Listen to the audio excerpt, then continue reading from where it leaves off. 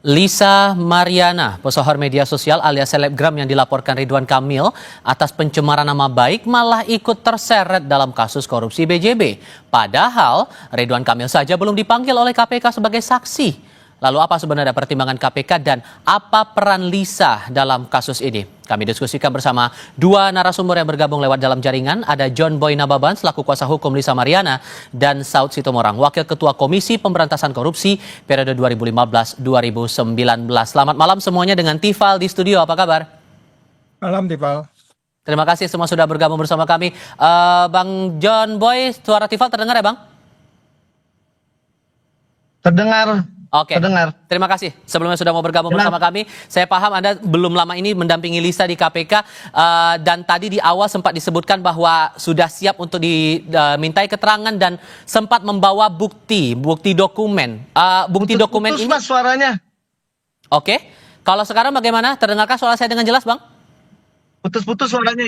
Oke, kita coba perbaiki dulu komunikasi kami dengan Bung John Boy Nababan selaku kuasa hukum Lisa Mariana. Kalau gitu saya coba ke Pak Saud. Pak Saud begini, kalau melihat kasus ini untuk mengetahui aliran dana non-budgeter dengan diperiksanya Lisa dalam perkara ini, sebetulnya arahnya akan dibawa kemana ini kasus kalau Anda menelitinya? Ya, selalu saja bahwa kalau kita bicara peristiwa pidana itu kan nanti yang akan ditanyakan itu kan seseorang itu berbuat apa di dalam kasus itu. Jadi kalau kemudian ada sebutan siapa yang berperan serta, siapa yang itu kan banyak teori-teori ya.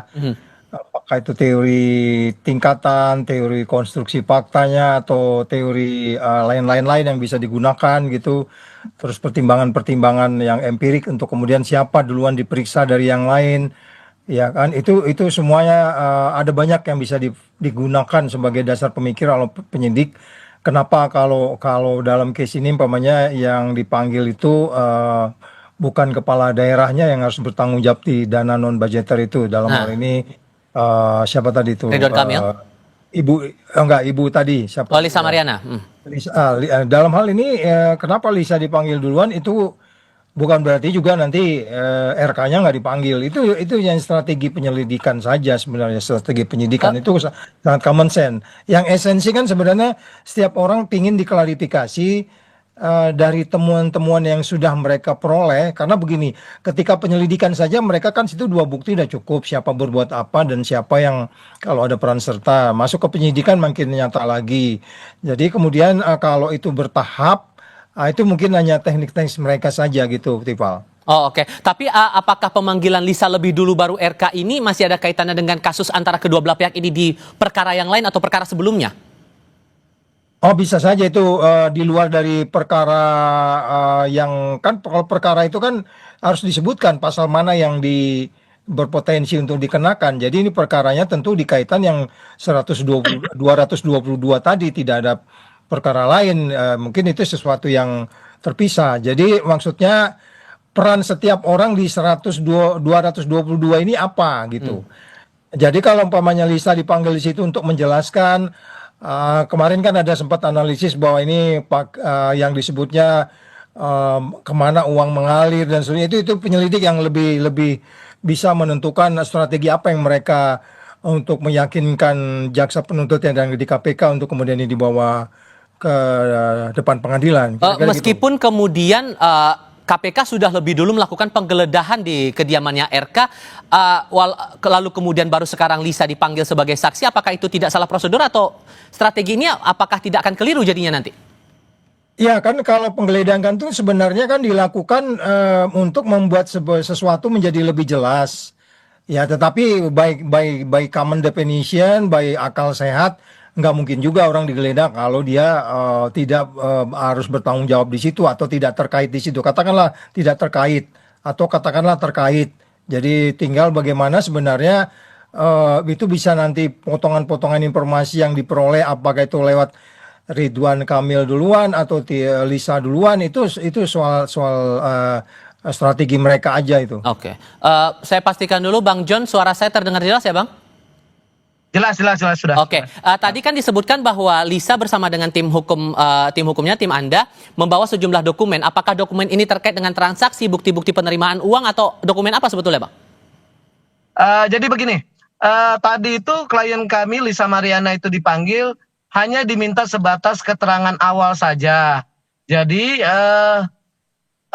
pihak penyidik dari KPK itu berbicara karena bukti kami belum begitu lengkap, maka nanti ditunggu sampai pemanggilan selanjutnya untuk menyerahkan bukti-bukti yang diperlukan oleh penyidik KPK. Itu saja sih.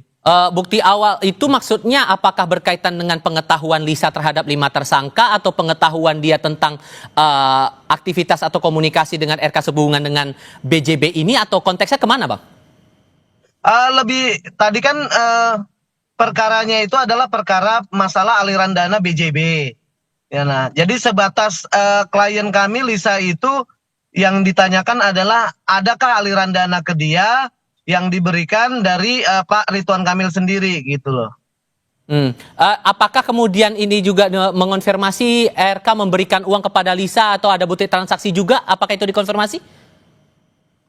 Kalau menurut keterangan klien saya Lisa Mariana sih, kalau Pak RK emang selama hubungan mereka berdua emang ada diberikan kepada Lisa, tapi kan Lisa tidak mengetahui bahwa uang itu bersumber dari mana.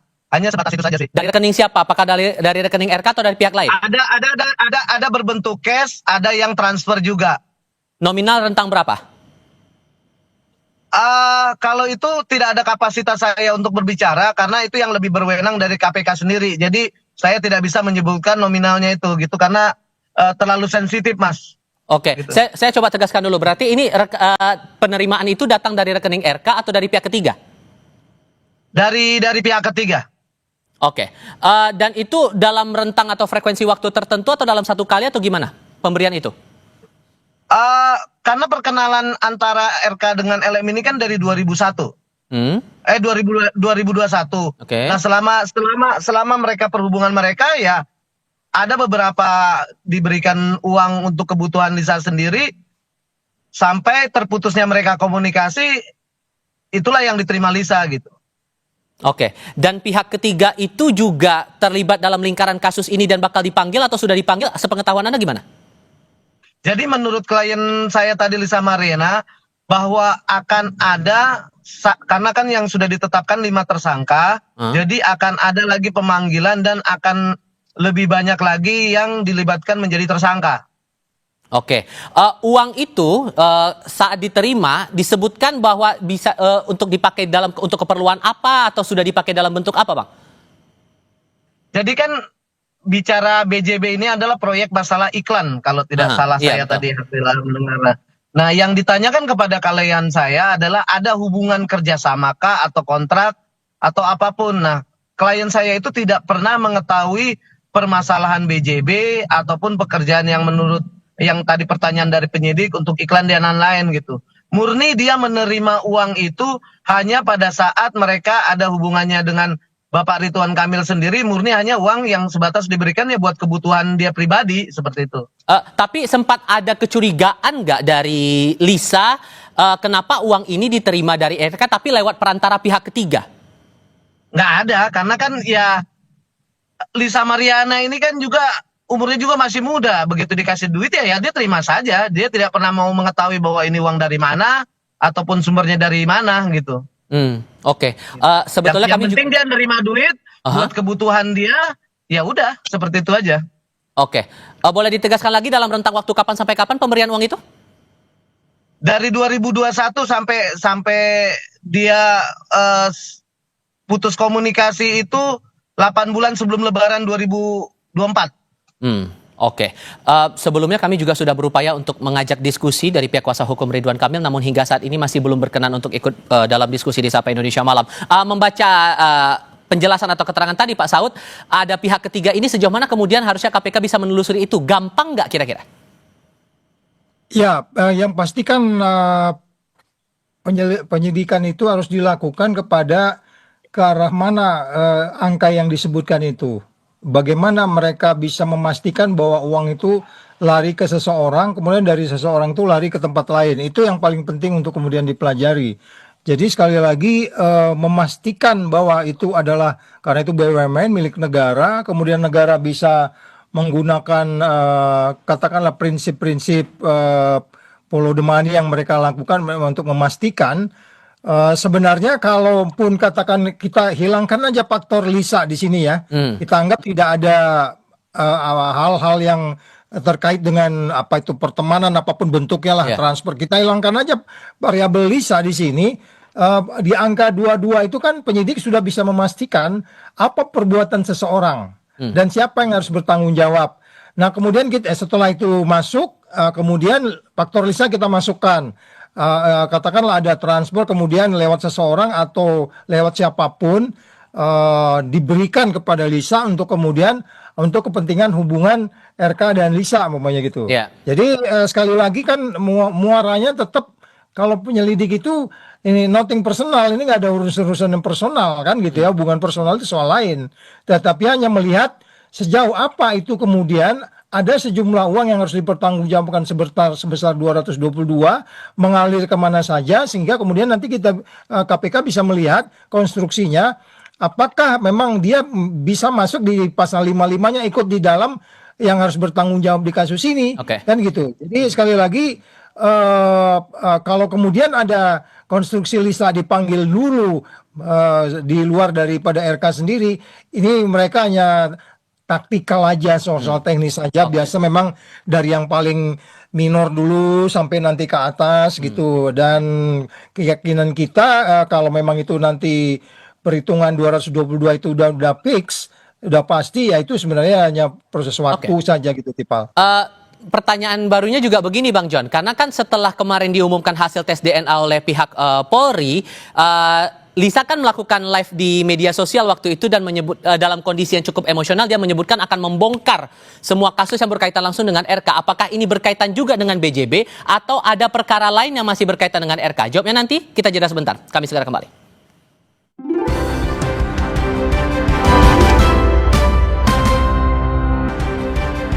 Melanjutkan pertanyaan saya di segmen sebelumnya Bang John, setelah diumumkan hasil tes DNA waktu itu oleh Polri, klien Anda Lisa Mariana langsung melakukan live streaming di media sosial dan menyebutkan sambil dengan nada emosi akan membongkar kasus-kasus berkaitan dengan RK. Apakah ini berkaitan juga dengan kasus BJB atau jangan-jangan ada perkara lain?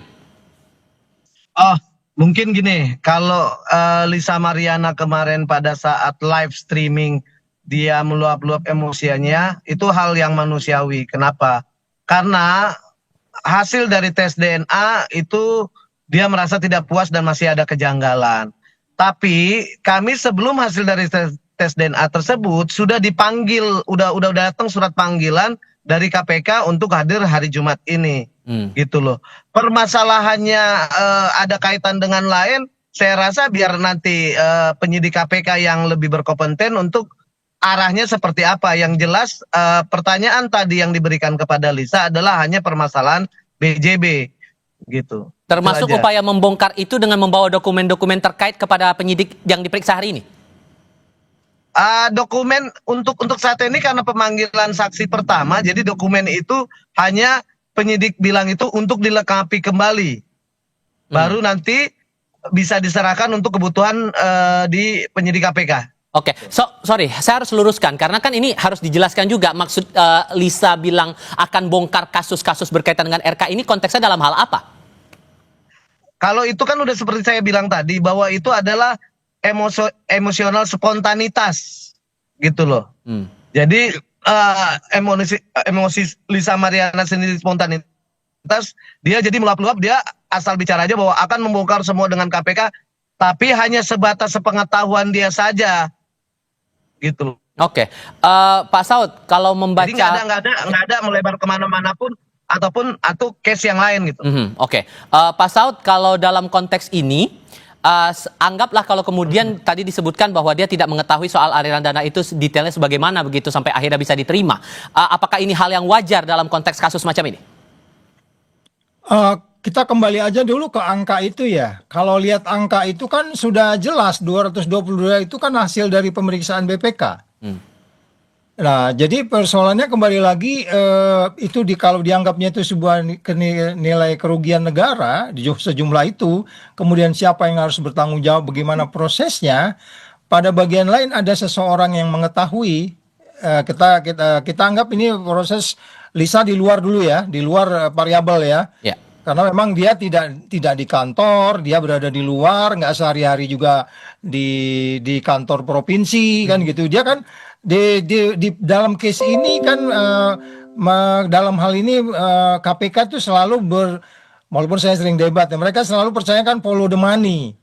Jadi untuk membuktikan angka 222 ini kemana?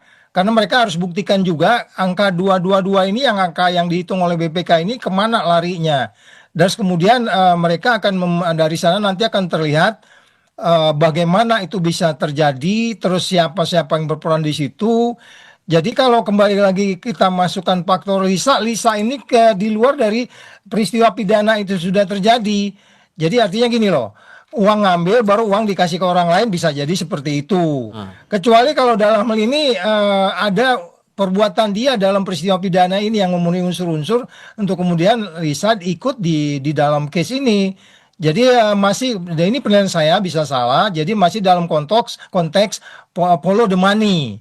Kemana uang itu yang besar itu yang diduga mengalir kepada RK. Kira-kira gitu, Mas Ipa. Follow the money-nya itu selama ini Anda melihatnya bahwa konteks dari upaya penyidik melakukan penelusuran uang itu masih sesuai norma, masih sesuai aturan ya? Atau malah ada catatan di sini?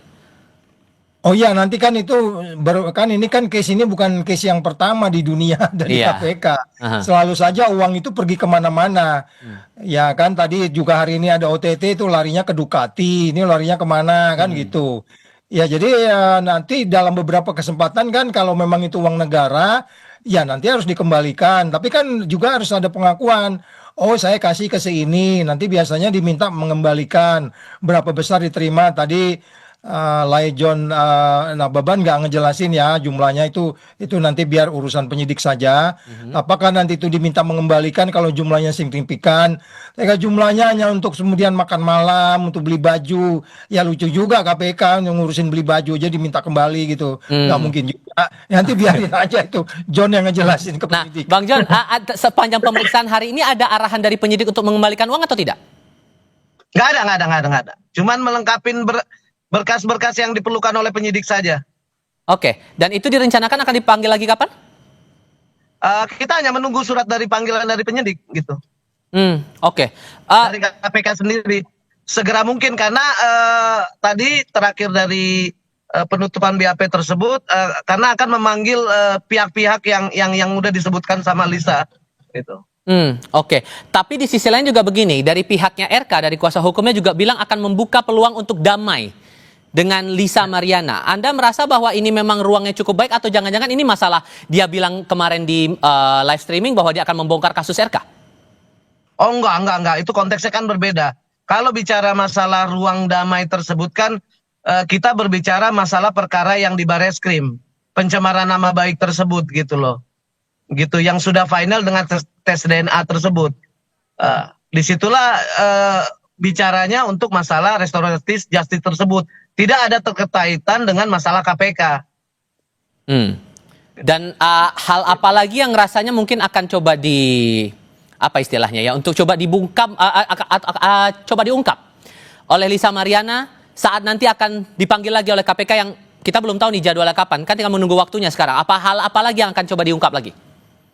Yang jelas klien kami Lisa Mariana itu sangat kooperatif dan dia tadi sangat mendukung dengan program KPK untuk membasmi koruptor, makanya siap untuk menerima keterangan apapun yang diperlukan KPK dan memberikan bukti semua yang pengetahuan dia yang akan diberikan ke penyidik KPK untuk mensupport pemberantasan korupsi di Indonesia ini.